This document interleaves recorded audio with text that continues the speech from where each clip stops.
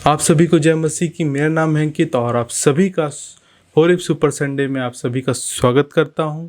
और आज हम बात करेंगे परमेश्वर के धीरजवंत स्वभाव के बारे में और सीखेंगे कि परमेश्वर का जो धीरजवंत स्वभाव है वो किस प्रकार से हमारे लिए वो उपयोग करता है, हमारे विषय में वो धीरज धरता है। बहुत सी बातों को आज हम जानेंगे।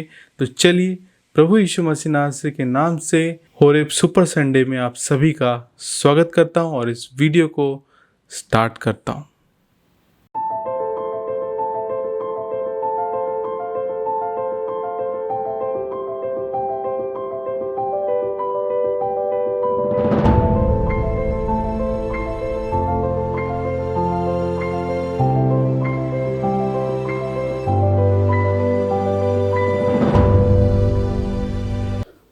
परमेश्वर भला है, उसकी करुणा सदा की है, वो धीरज धरता है हमारे विषय में। हमने बहुत बार परमेश्वर की महिमा, परमेश्वर के आदर में इस शब्दों का प्रयोग किया हुआ है, लेकिन हम जो है कई बार इन बातों पर जो हम बोलते हैं, कई बार हम उसके जो ज़्यादा अर्थ वाली बातें होती हैं उनको थोड़ा सा हम ध्यान नहीं देते हैं कि वो करुणा, वो प्रेम और धीरज जो हमारे विषय में धरता है वो क्यों धरता है और परमेश्वर का उद्देश्य क्या है कि वो इन बातों को हमारे लिए करे। जब मनुष्य पापी है, अनाज्ञाकारिता का काम करता है, घृणित काम करता है, बुरे विचार मन में लाता है, तो परमेश्वर क्यों हमारे विषय में धीरज धरता है? वो हमें दंड क्यों नहीं देता? क्यों हमारे विषय में बार बार वो धीरज धरता है? इन बातों के सवाल का जवाब जब आप तक बाइबल में आप नहीं ढूंढोगे आपको वो नहीं मिलेगा। क्योंकि जब तक हम जानेंगे नहीं, परमेश्वर को समझेंगे नहीं, तब तक हम परमेश्वर के विषय में जान नहीं सकते। परमेश्वर के विषय में आप समझ नहीं सकते कि परमेश्वर कौन है और वो कैसा परमेश्वर है जिसकी हम आराधना करते हैं, उसको अपना ईश्वर मानते हैं। और दुनिया का बनाने वाला वो कौन है जो हम उसके स्वभाव को नहीं जानेंगे। परमेश्वर को जानना सबसे ज़्यादा ज़रूरी है। परमेश्वर के स्वभाव के विषय में जानना बहुत ज़्यादा ज़रूरी है और परमेश्वर के हर एक स्वभाव के विषय में हमें स्टडी करना चाहिए और बहुत ज़्यादा गहनता के साथ सोचना, विचार करना चाहिए कि परमेश्वर की जो हर एक स्वभाव है वो किस प्रकार से हम हमारे लिए वो काम करते हैं, हमारे विषय में काम करते हैं, हमारे लिए वो काम करता है।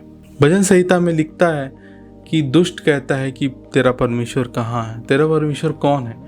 तो ये जो स्टेटमेंट है जो दुष्ट या बुरे लोग कहते हैं, तो हमको जानना और इसका आंसर देना, समझना बहुत ही ज़रूरी है कि परमेश्वर दुष्ट के विषय में भी धीरज धरता है। वो धर्मी और पापियों के विषय में भेद नहीं करता, दोनों को एक समान मन फिराव का अवसर देता है। इसलिए दुष्ट ये कह पाता है कि तेरा परमेश्वर कहाँ है, कौन है परमेश्वर है जो मुझे दंड देगा, कौन है जो मेरा सामना करेगा। कोई परमेश्वर नहीं है, कोई देखने वाला नहीं है। क्यों ऐसा लोग कहते हैं या बाइबल भी बताती है कि लोग ऐसा कहते हैं और आज के समय में भी ऐसा लोग कहते हैं। वो इसीलिए कहते हैं क्योंकि परमेश्वर उनके विषय में भी धीरज धरता है, उनके विषय में भी वो मन फिराव का अवसर देता है। तो सबसे पहले हम वचन से निकालेंगे। वचन हम सबसे पहले देखेंगे दूसरा पत्रस उसका 3 अध्याय और 9वां वचन, जहाँ पर लिखता है, प्रभु अपनी प्रतिज्ञा के विषय में देरी नहीं करता जैसा देरी कितने लोग समझते हैं, पर तुम्हारे विषय में धीरज धरता है कि और नहीं चाहता कि कोई नाश हो, वरन सब को मन फिराव का अवसर देता है। दूसरा पत्रस उसका 3 अध्याय और 9वां वचन में लिखता है कि प्रभु अपनी प्रतिज्ञा के विषय में देरी नहीं करता। जो भी वो प्रतिज्ञा उसने किया है वो उसको पूरी करने के लिए फुर्ती करता है। यदि वो पापियों को दंड देने की प्रतिज्ञा किया है तो वो दंड देगा। यदि वो उनको बख्शेगा नहीं, परमेश्वर प्रतिज्ञा किया है तो वो नहीं बख्शेगा। फिर भी और आगे लिखता है कि तुम्हारे विषय में वो धीरज धरता है। परमेश्वर हमारे विषय में धीरज धरता है। परमेश्वर न्यायी है, सच्चा है, खरा है और व्यवस्थाओं का परमेश्वर है। जो उसने अपनी व्यवस्था दी है उन व्यवस्थाओं के विषय में वो पूरी करने से पीछे नहीं हटता, देरी नहीं करता। लेकिन यहाँ पर दूसरा पत्रस उसका 3 अध्याय और 9वां वचन में लिखता है कि वो हमारे विषय में धीरज धरता है। वो चाहता था तो मुझे दंड दे करके ख़त्म कर सकता है, नष्ट कर सकता है, लेकिन वो मेरे विषय में धीरज धरता है। वो नाश नहीं करना चाहता, जबकि उसके लिए नाश करना बहुत ही आसान है। जैसे एक चुटकी बजाने से खेल ख़त्म हो जाएगा, परमेश्वर के लिए उससे भी आसान है। लेकिन वो अपने धीरज के विषय में, स्वभाव के विषय में अपने स्वभाव को प्रकट करता है कि वो धीरजवंत परमेश्वर है। वो अपने क्रोध को आगे नहीं देता, लेकिन सोच समझ कर अपनी बुद्धि से काम करता है। वो इतना सर्वशक्तिमान और शक्तिशाली है कि वो सब कुछ कर सकता है पल भर में, लेकिन वो बुद्धि से अपने प्रेम और अपने धीरज के स्वभाव को सबसे पहले आगे रखता है, ना कि नष्ट करना और नाश करना या अपना क्रोध को भड़काना। इन बातों को वो आगे नहीं रखता। परमेश्वर हमारे विषय में धीरज धरता है। और बाइबल कहती है कि बहुत सारे लोग जो है ये देरी को समझते हैं कि परमेश्वर जो है कोई परमेश्वर नहीं है, वो किसी प्रकार से कोई भी सहायता या कोई भी दंड नहीं देगा, वो कोई नहीं है, वो हमारा रक्षक नहीं है, या हमको बहुत आशीष देता है, वो हमको हर बार माफ़ कर देता है, यदि हम कितना भी बुरा करते जाएं तो वो हमको बार बार माफ़ कर देता है, वो दयालु परमेश्वर है। ऐसे प्रकार की एक धारणा बना के रखते हैं। और उसमें जो एक पार्ट है कि हाँ चलो परमेश्वर दयालु परमेश्वर है, वो सच है, लेकिन बहुत सारे लोग भ्रम में रहते हैं कि परमेश्वर उसको दंड नहीं दे रहा है, इसका मतलब वो परमेश्वर उनको माफ़ कर दिया है, उनको उनका बुराइयों को गिन नहीं रहा है, उनको बल्कि आशीष पे आशीष दिए जा रहा है, और बहुत ही ज़्यादा खुश रहते हैं, संतुष्ट रहते हैं। और वही देरी को अधिकतर लोग समझते हैं कि आपके विषय में यदि वो दंड नहीं दे रहा है, आपको क्रोध नहीं कर रहा है, आप पर किसी प्रकार उलाहना नहीं दे रहा है, तो इसका मतलब ये नहीं है कि परमेश्वर आपको माफ़ कर दिया है, या आपके बुरे कामों के विषय में वो अपने आंखों को बंद कर लिया है, या वो आपको नहीं देख रहा है। पर यहाँ पर लिखता है कि वो धीरज धर रहा है। और जब तक परमेश्वर धीरज धर रहा है, तब तक मनुष्य जो रहता है अपने बुराइयों, अपने पापों में पड़ा होकर सीना चौड़ी कर कहता है कि कोई परमेश्वर नहीं है, कोई सहायता करने वाला नहीं है, और कोई भी हमें बचाने वाला भी नहीं है, क्योंकि कोई परमेश्वर है ही नहीं, जो कुछ है हम हैं। इस प्रकार से जो है मनुष्य अपने विचार करने लगता है, क्योंकि वो परमेश्वर की धीरज को समझ नहीं पाता कि परमेश्वर का जो धीरज है वो हमारे लिए मन फिराव का अवसर लेकर आता है। यदि आपके जीवन में परमेश्वर ने धीरज धरा है, इसका मतलब ये नहीं है कि परमेश्वर ने आपको माफ़ कर दिया हो, या आपके बुरे कामों को वो देखता नहीं है, या आपके बुरे कामों को देखना नहीं चाहता। ऐसा कुछ भी नहीं है। परमेश्वर आपको धीरज के साथ मन फिराव का अवसर देता है कि आप परमेश्वर के वचन में बढ़ें और आप भी अपने जीवन को परमेश्वर की इच्छा और आज्ञा के अनुसार से जिएं। परमेश्वर आपके विषय में धीरज धरता है। हर एक मनुष्यों के विषय में धीरज धरता है, चाहे वो पापी हो चाहे वो धर्मी हो, दोनों के विषय में धीरज धरता है, क्योंकि बाइबल कहती है कि परमेश्वर किसी का भी पक्षपात नहीं करता। आइए हम दूसरा वचन निकाल लेते हैं, और दूसरा वचन लिखा है रोमियो उसका 2 अध्याय और 4 वचन, जहाँ पर यूँ लिखा है, क्या तो उसकी कृपा और सहनशीलता और धीरज रूपी धन को तुच्छ जानता है, और क्या यह नहीं समझता कि परमेश्वर की कृपा तुझे मन फिराव का अवसर सिखाती है। मन फिराव सिखाती है, दोनों ही वह शब्द में लिखा है कि वह मन फिराव का अवसर मिले, और यहाँ पर मन फिराव सिखाती है, शिक्षा के विषय में लिखा है। क्या तू उसकी कृपा, सहनशीलता और धीरज रूपी धन को तुच्छ जानता है?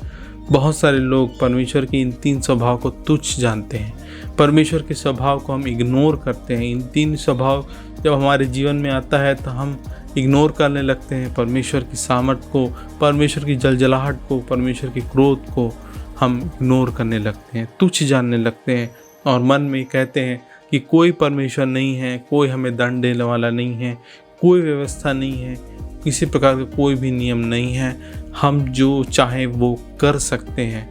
लेकिन यहाँ पर जो है परमेश्वर ने आपको 3 रूपी धन दिया हुआ है, 3 स्वभाव, अपने स्वभाव के रूप में एक धन दिया हुआ है, कृपा, धीरज और सहनशीलता। आपके विषय में सहन करता है, आपके विषय में कृपा करता है, आपके विषय में धीरज धरता है, और तीनों ही हमें मन फिराव का अवसर देती है। यदि आपने मन फिराव को ग्रहण नहीं किया तो हम उस अवसर को खो देंगे। वो अवसर जो परमेश्वर ने धीरज धर के हमारे विषय में रखा है, उसको हम कहीं ना कहीं अपने जीवन से खो देंगे और हम अनंत जीवन के नाश के लिए पहुंच जाएंगे।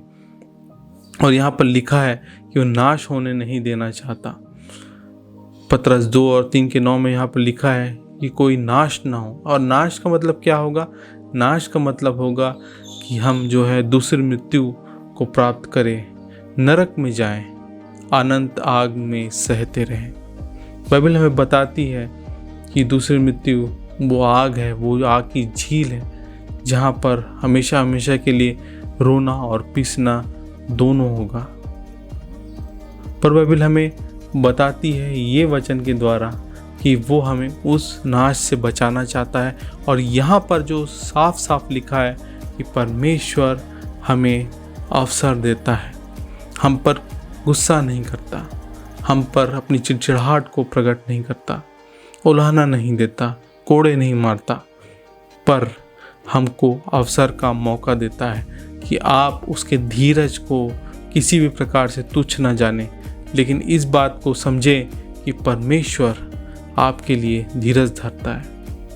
और तीसरा जो हम वचन निकाल लेंगे, उत्पत्ति उसका 34वां अध्याय उसके 6 वचन में यूँ लिखा है, और यहोवा उसके सामने होकर यूँ चला कि यहोवा दयालु, अनुग्रहकारी, कोप में धीरजवंत और अति करुणामय और सत्य। और आगे बहुत सारी बातें आगे लिखी हुई है, आप पढ़ सकते हैं उसके 7वें अध्याय में। लेकिन यहाँ पर लिखता है कि यहोवा दयालु, अनुग्रहकारी, कोप में धीरजवंत है।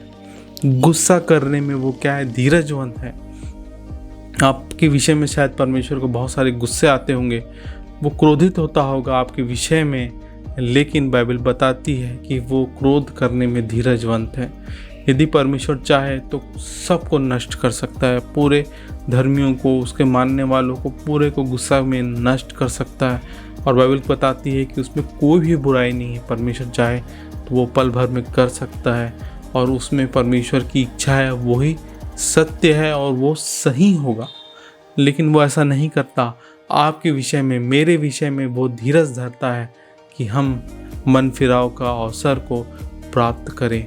और यहाँ पर भी यहोवा परमेश्वर अपने विषय में कहता है, यहोवा करुणामय परमेश्वर, विलंब से क्रोध करने वाला, अति करुणामय, अनुग्रहकारी परमेश्वर, वो अपने विषय में कहता है। और वो धीरजवंत है। और तीनों वचन में यहाँ पर लिखा है कि वो धीरज धरता है। और परमेश्वर की ये क्वालिटी है कि वो आपके विषय में सहन करता है, धीरज धरता है। आपके विषय में क्रोध में आकर, तैश में आकर कोई फैसला नहीं लेता, लेकिन अपने धीरजवंत स्वभाव के सामने आकर अपने धीरजवंत स्वभाव को सामने रखता है। और उसके द्वारा से आपको बाद में अवसर पे अवसर प्राप्त होते हैं। इसीलिए आज का अवसर हमें यही सिखाता है कि आज ही हम परमेश्वर को अपना अनुग्रहकारी, अवसर प्रदान करने वाले परमेश्वर, यहोवा परमेश्वर को अपना उद्धारकर्ता, यीशु मसीह के का मात्र उद्धारकर्ता कहकर ग्रहण करें, अपने बुराइयों से फिरे और अपने आत्मिक जीवन के संघर्ष को और तेज करें।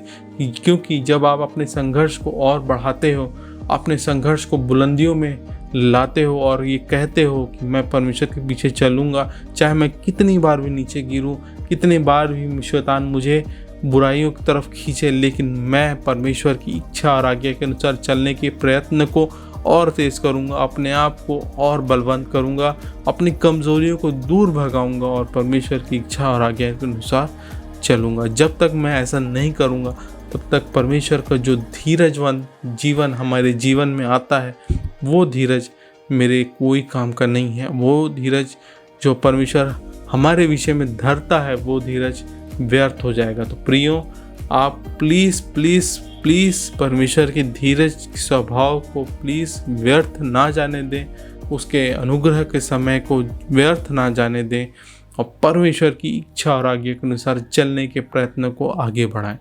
और आज के ये जो सुपर संडे में आज जो हमने बात किया है, उसको आप बहुत सारे लोगों तक पहुंचाएं और हो सके तो इस वीडियो को हर एक घर में पहुंचाने की कोशिश करें। मोबाइल में, व्हाट्सएप में शेयर करें, सब्सक्राइब करें इस चैनल को, और अपनी जो प्रेयर रिक्वेस्ट है उनको आप कमेंट के द्वारा और ईमेल के द्वारा भी आप कर सकते हैं, क्योंकि बहुत सारे लोगों के प्रेयर रिक्वेस्ट भी आ रहे हैं। हम उनके लिए भी प्रार्थना कर रहे हैं, और परमेश्वर आपके विषय में कहता है कि वो आपके लिए, आपके विषय में धीरज धरता है, आपको प्रेम करता है, आप पर अनुग्रह करता है। वो अति धीरजवंत परमेश्वर है। तो आज के इस वीडियो में यदि आपको परमेश्वर के वचन का थोड़ा सा भी ज्ञान मिला हो, थोड़ा सा भी आपको लगा हो कि हाँ, परमेश्वर के वचन को लोगों तक पहुंचाना है, तो प्लीज़ इस वीडियो को अपने सभी व्हाट्सएप ग्रुप में, अपने रिश्तेदारों में, हर जगह फैला दीजिए। तो मैं मिलूँगा आपसे नेक्स्ट वीडियो में कोई और परमेश्वर के वचन के साथ। तो see you in my next video.